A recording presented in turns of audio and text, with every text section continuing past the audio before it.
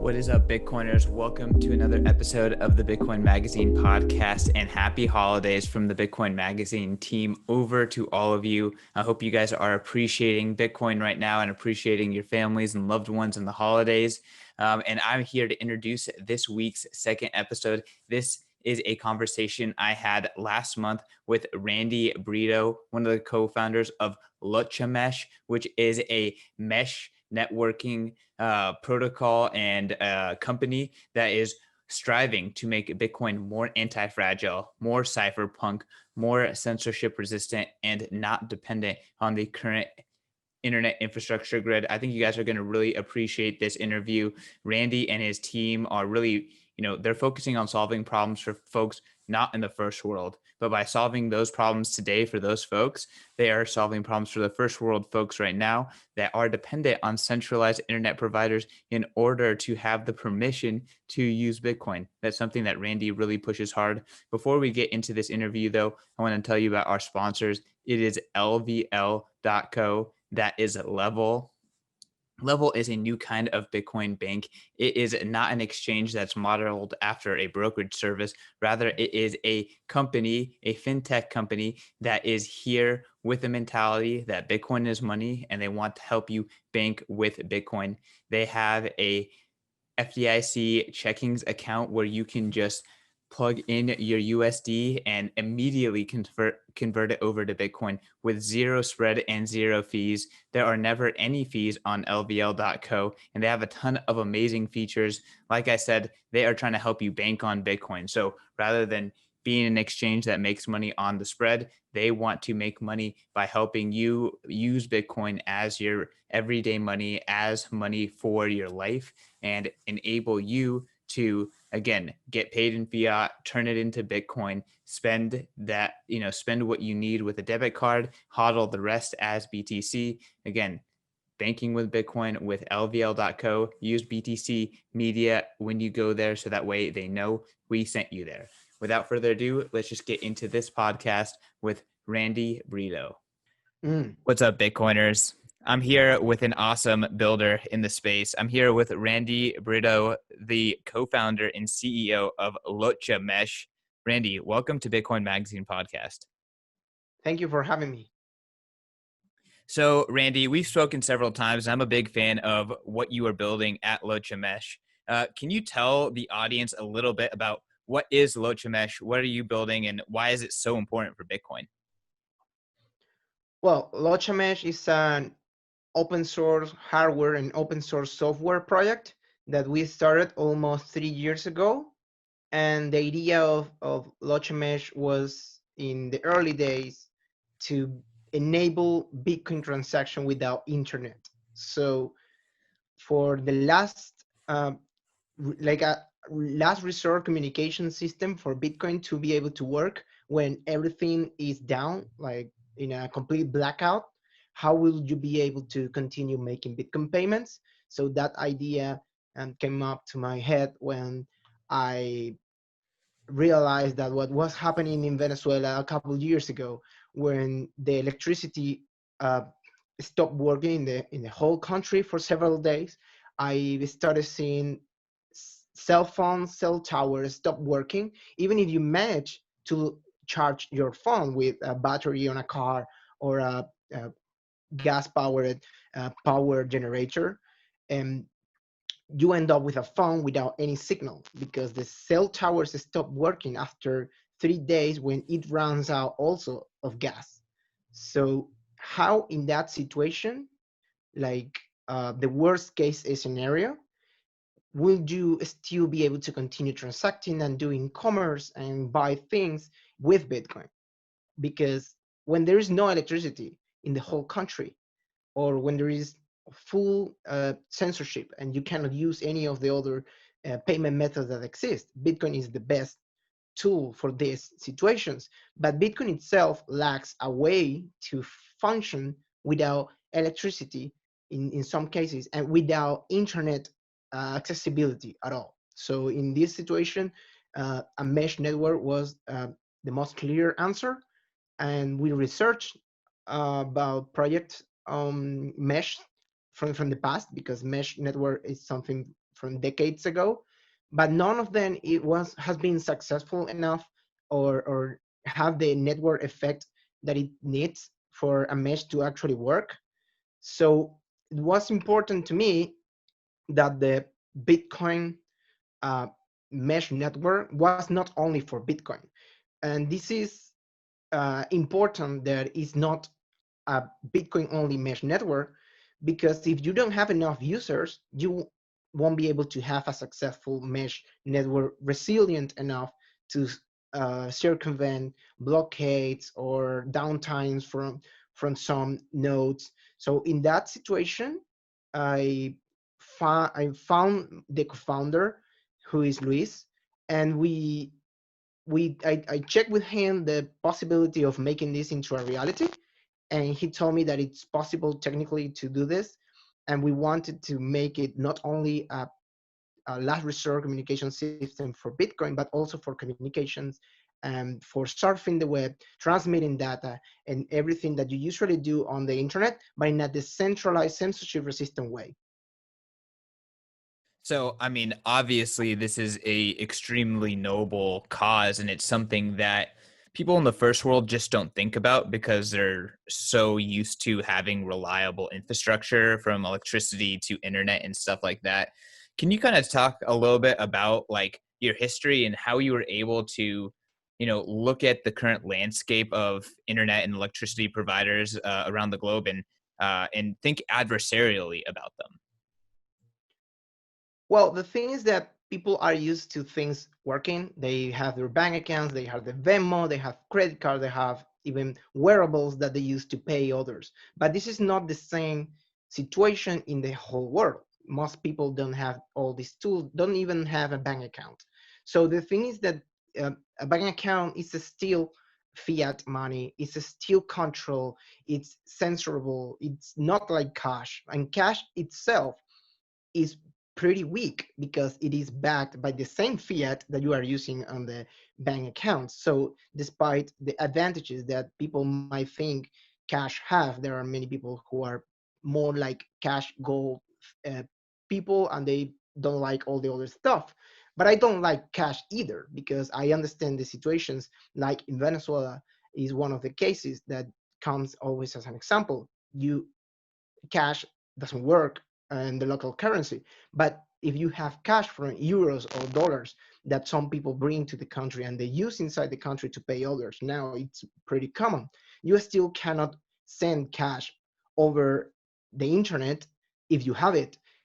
Even if you have access to it and you are not censored or blocked from it, you are not able to send a bill, a dollar bill, or an euro bill or coin over the internet. And if there is no internet, you cannot even talk to someone to let them know that you have that cash with you, so they can bring the food, for example, or import things, because you are completely disconnected.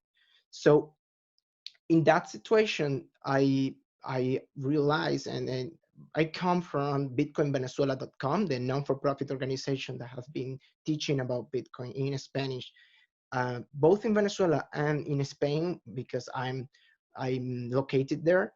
And we've been since 2012 teaching people about Bitcoin, how they can use that to circumvent the money exchange controls, foreign exchange control, and capital control that are in place in the country, in Venezuela, for now almost 10 years, and 20 years, I mean, and since 2003.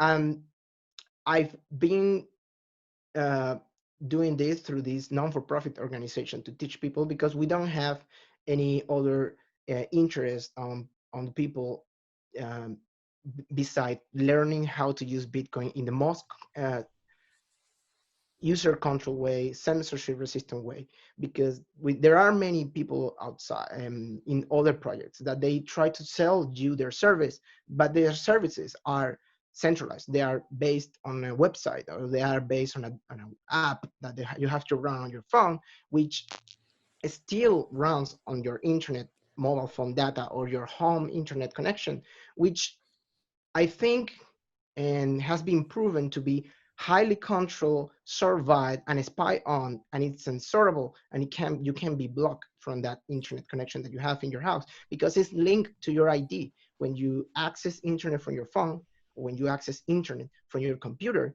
you have an IP, and you acquire this service from an ISP that it's either government owned or government controlled through regulation and compliance.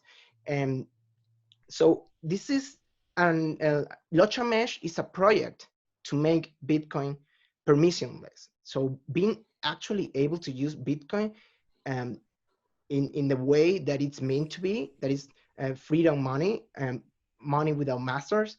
And this is the project that we want to bring, that we have been working on for the past 3 years.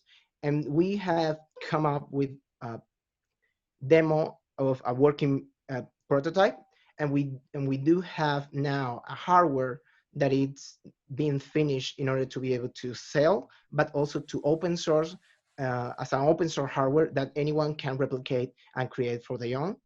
And the idea of this device is to be able to connect one device to another in order to make a censorship resistant mesh of peer-to-peer devices that connect to each other to transmit data, relay messages, and also you will be able to not only chat, but also pay with Bitcoin, sync your Electron wallet, sync your Bitcoin full node in a completely censorship resistant way that is resilient enough that if you get one node down, or someone get their devices seized, like it happens in Venezuela regularly, in Turkey or in Russia or Belarus, where people get their electronic devices taken and stolen by the government. So the idea of this is that it's reliable enough and resilient enough that it's capable of recovering, self-healing the network itself. So you can always find a path to deliver the message, the data, or the Bitcoin transaction that you are needing to do. So you touched on a ton of different subjects there, right? And I want to tease them each out individually. But first, I kind of want to like zoom out. So really, what Locha Mesh is building is a P2P decentralized mobile first mesh network, and it's a generalized mesh network. It's not specifically for Bitcoin, but it's generalized so that not just Bitcoin users, but every kind of person that needs to access the internet in a way that you know, is censorship resistant or is permissionless, they can also use Locha Mesh. Is that correct? Yes, the idea of the device that is called Churpill, the Lochamas Churpill devices, is that it's mobile first because, as the worst case scenarios show, if you don't have something that is mobile that you can carry with you, it's easier for you for them to find you and track you down. But if you have something that goes with you, that you can carry around, that you can drive around with it, it's more difficult to triangulate the position of it or the location of it. So the idea of it being mobile first, but it's also because um, in a complete blackout situation, you don't take your computer desktop with you. You take your phone. So you need to be able to connect to something with your phone that enables you to continue communicating with others and paying others with Bitcoin without internet. So why without internet, and why this device is being made this way is because when uh, the internet providers are controlled by the government or either owned by the country, by the government itself, the state is state-owned infrastructure. So the thing is that as we are being permitted, allowed by the government to use Bitcoin right now. They don't see it as a threat right now. It's not like a risk for their stability in power. So, but the thing is that you currently use Bitcoin in your internet connection in your house, in the traditional internet infrastructure, and the data and the packets are identified as a Bitcoin data information packet that is being transmitted from your internet connection to cell tower or the ISP center, and then transmitted over the huge cables that go in the ocean connecting the continents. So the thing is that you are being allowed to do it right now. The thing is when they don't want you to do it, they can block you, they can censor you, they can even track you down and find you. through the ISPs, through the existing infrastructure. What? I'm just Sorry? clarifying. They can do these things through the ISPs, through the Yeah, existing infrastructure. yeah. So, so The you kind of went off on a little tangent here, and I want to rein this back in. So, I'm just trying to establish what is Locha Mesh, why is it important, and you bringing up these points, like, yeah, we need to be building a mobile, easy, open source to accessible internet network that's P2P. And all of these centralized infrastructure providers right now, they're places that censorship can happen, and I can totally understand that, and I can totally empathize with that. So I guess let's just talk about a little bit, like when it comes to Bitcoin, right? Bitcoin needs to be, its nature is censorship resistance. Its nature is permissionlessness. You People have been trying to augment the existing internet infrastructure for Bitcoin for a long time. People have been really encouraging folks to use Tor. People have been building out satellite infrastructure to support downloading and relaying messages. Can you kind of talk about the current state of the Bitcoin network in terms of its ability to operate without the internet, and where Locha Mesh kind of fits into that and improves what is already being built? Well, what is currently being worked for this resiliency of the Bitcoin network is uh, unfortunately based on huge, expensive infrastructure that most people don't have access to. So, in this, in the current existing examples, we have the satellite from Blockstream, which is a great service that beams the Bitcoin blocks towards the earth, and you can sync your full node completely from it, and you can do it from scratch. But the thing is that it still needs a centralized entity to upload the blocks to the satellites in order to be able to beam them to the earth. So the things that you have there as single point of failure, something that currently is being allowed to work, but it can't be blocked. It can't be attacked. So the thing of a mesh network is that it's resilient enough that it doesn't have any single point of failure that can be attacked. And in our case, we took the hard way to do it, and we wanted it to be mobile. We wanted to be battery based, low powered, long range radio communication system in a peer-to-peer manner that it doesn't need servers, it doesn't need federated servers, it is completely peer-to-peer, and each node is capable of talking to other and keeping enough information in order to deliver data and relay messages and Bitcoin transaction from one point to another by finding a path using the um, logic that we are adding to these devices. This is why we are making a specific hardware for this, because we need to eat and we need it for uh, for the network to work, to be able to be capable of doing all these logics and being capable of being online for a long time.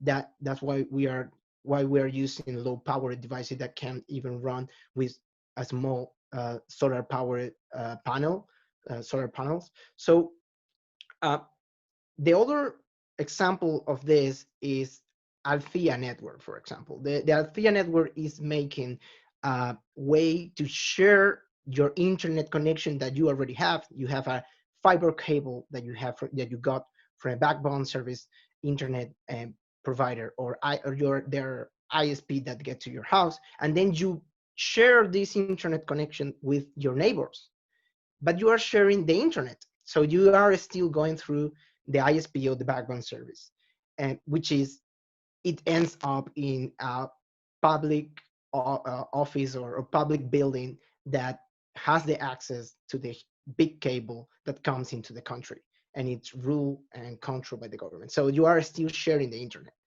and this is useful for people who don't have access to the internet and they want to watch Netflix, but it's not very useful if you live in a country where you might not only be blocked from using the internet for what you want to use it, because people in China have access to the internet, people in Cuba has access to the internet, And in Russia, they have access to the internet, but they have access to a filtered version of the internet, or they have firewalls and proxies in place in order to filter the information they can get.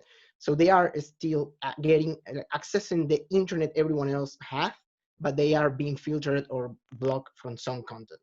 So the idea of the mesh and then the tutorial devices being uh, peer-to-peer in a mesh in a censorship resistant mesh network, the idea of it is that we'll be like in the Bitcoin network itself, we are going to be peer-to-peer sharing the information between each other.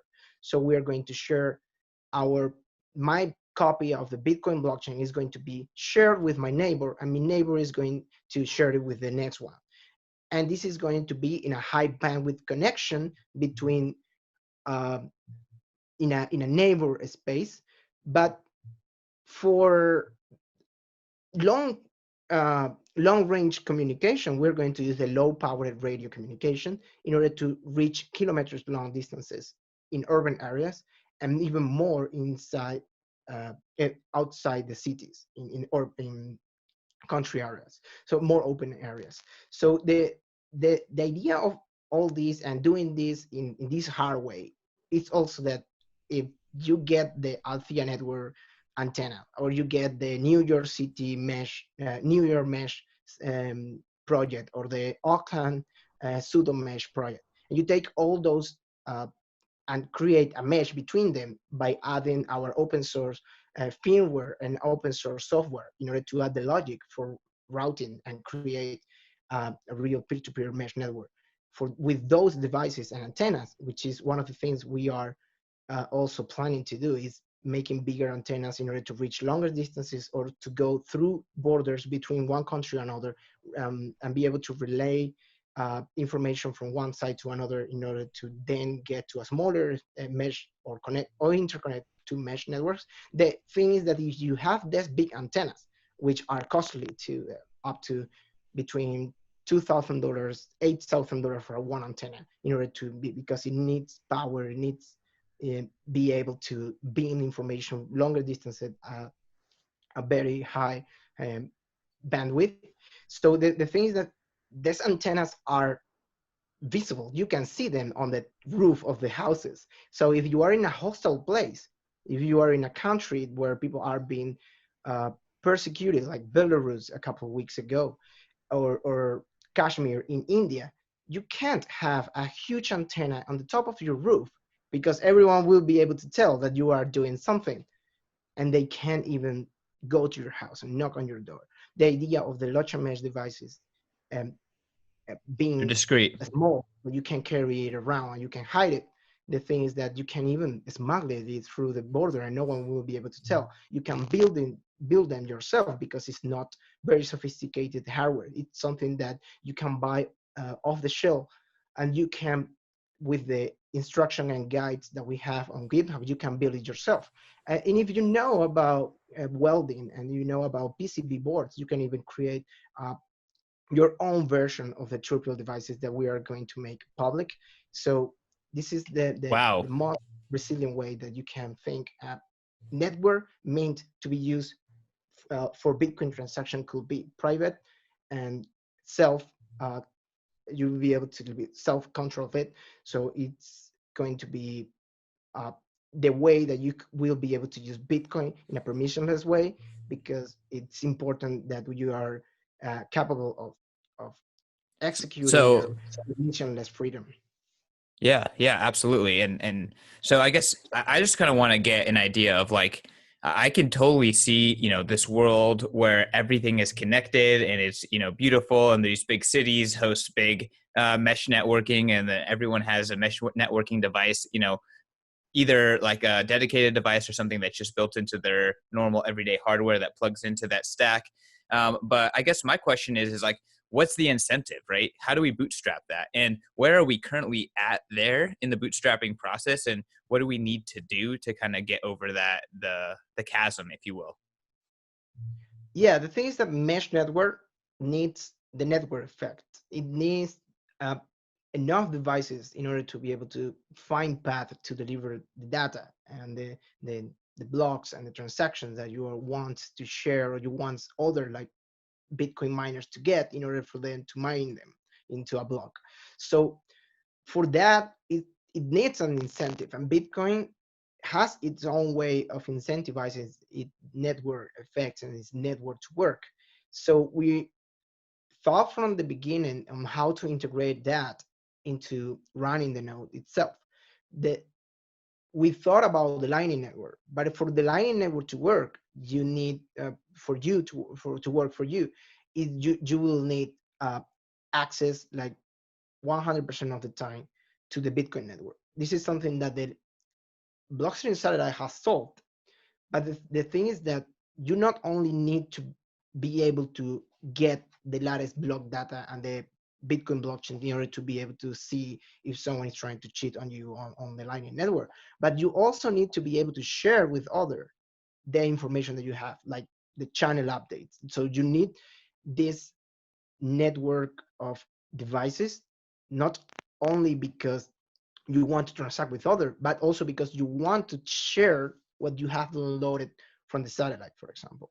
So this is going to be a service that people will be able to provide inside the Locha Mesh by using a two-pin device attached to a computer that it's getting the information from the blockstream satellite, for example. So you are going to offer these latest services to people around you over the Locha Mesh network, and you're going to get paid for that. So you can also share internet connection if you have it, so someone can use you as a proxy to get the latest WhatsApp messages that they wanted, or surf a web, or find some information or sync their Twitter account so they can check what is happening in the country. So this nodes will be able to provide these services to other nodes inside the Locha Mesh, um, sell them bandwidth, or let them sync their Electron wallet by connecting to Electron server inside the Locha Mesh.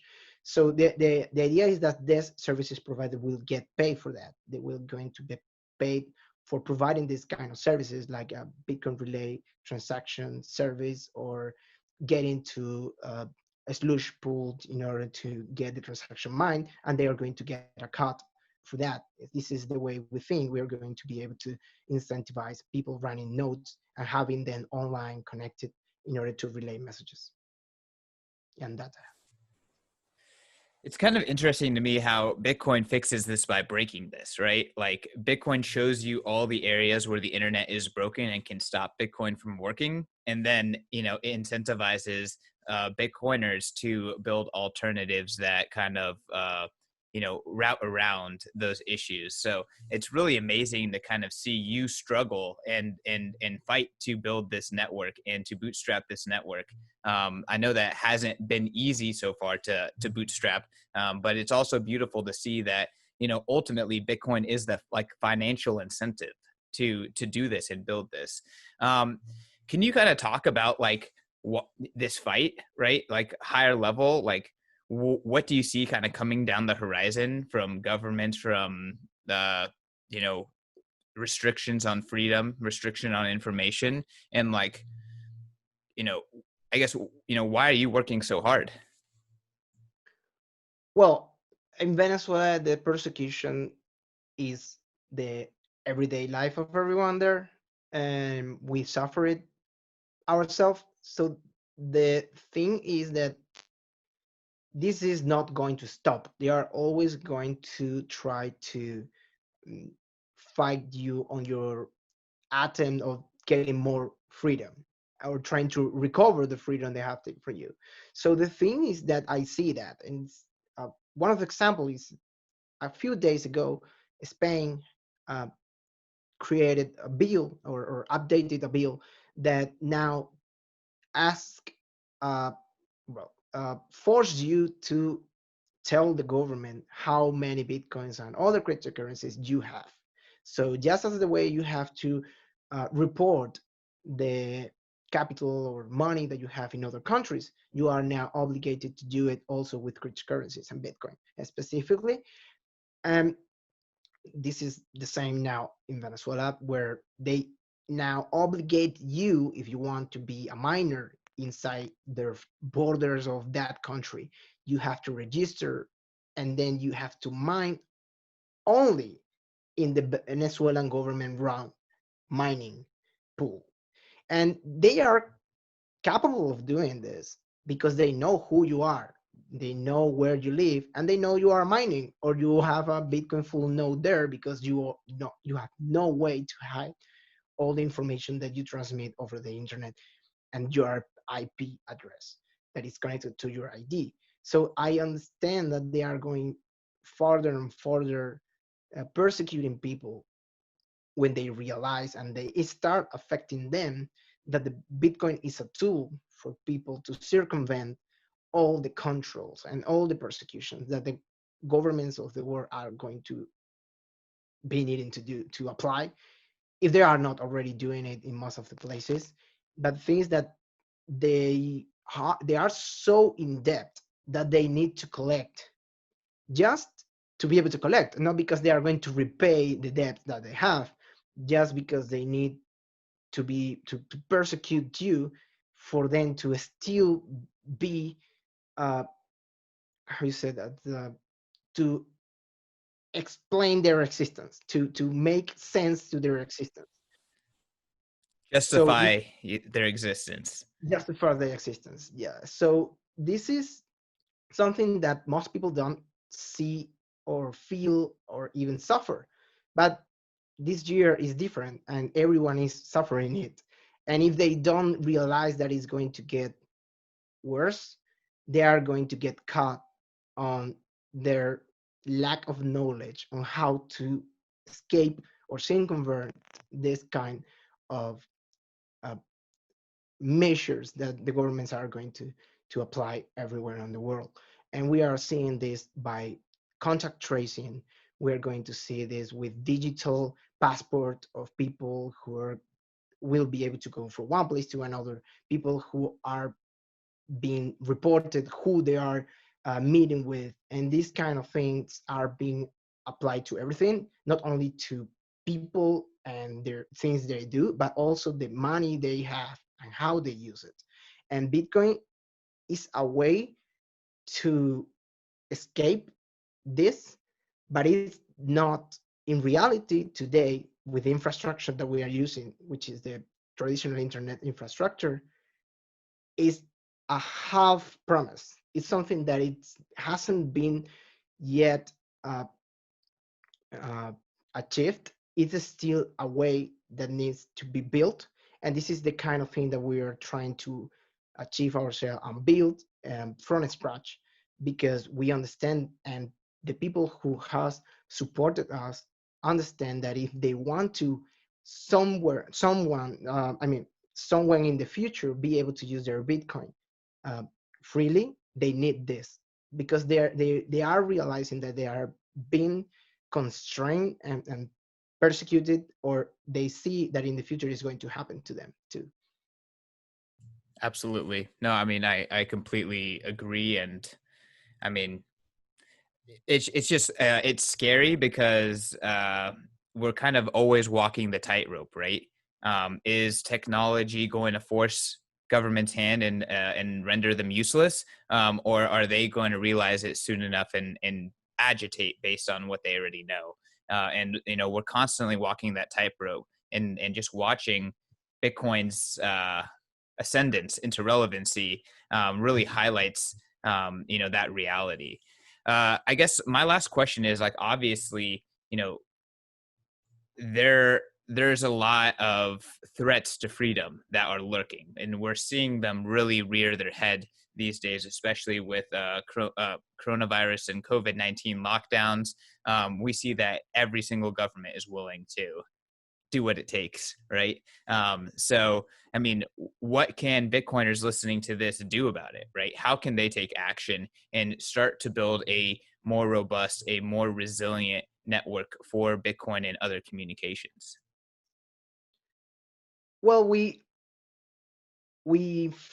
think that the way we took and the project that we have now spent most of our life on the past 3 years, and Bitcoin for almost 10 years now, myself and others too, is the path that we have to continue walking. This is the things that we need to continue working on. And in our case, we now have the hardest money ever invented, but it's in the current situation is still usable. But to be sincere, it's not unconfiscatable, it's not uncensorable. It is still say pseudonymous. Luckily, Bitcoin is still pseudonymous, but being pseudonymous is not the same as being anonymous, which is what Bitcoin is going to need for its fungibility and for it to actually work is going to be needed in the future. And this is the kind of thing that we are working on. This is why we are working on open source software and open source hardware, because we want everyone to be able to build this on their own, and in a way that they can't even hide themselves that they are even using it. Because if you buy the Turpio device from us, there is some record somewhere that you have it. You receive it, or it was shipped to you, or you pay with it for it with Bitcoin over the internet of your house. Somehow, it's going to be connected to you.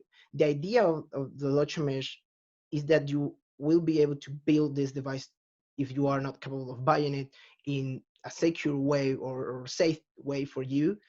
And we are going to teach you, we're going to help you. And the things that you uh, somehow we all together in the Locha Mesh are going to be able to switch all our Bitcoin related communication and all our communication that we want to be private and we wanted them to be anonymous to happen inside the Locha Mesh. So we are going to have Electron server, we're going to have Bitcoin full nodes, we are going to have miners and everyone running inside the Locha Mesh with a Turpio device or a RPA radio model connected to their computers and or attached to a Raspberry Pi. So the things that everyone will need to realize sometime, hopefully soon, is that if we continue using Bitcoin as we are doing today, sometime in the future we are going to get blocked, censored, or persecuted, or even jail in the best uh, cases for using it, because they don't want us to get out of their system, their control system, which is the money that they can print, they can control, and they can track down. Yeah, I mean, I think that that's a very powerful call to action and a very powerful way to end the episode. Um, I mean, one of the rallying cries for Bitcoin is censorship resistant, freedom, sovereignty, right? But this is clearly a portion of the Bitcoin stack that has been very much underserved to date. So I'm very excited to see where Locha Mesh goes. I'm very excited to see where other mesh networking projects go and how Bitcoin helps incentivize these projects and networks to bootstrap. Um, Randy, why don't you give us your last word and plug where people can learn more about you and Locha Mesh? Well, you can find our project at locha.io, and also the open source software and hardware is going to be the hardware is going to be on GitHub. The software and firmware is already available on github.com/btcvin/locha.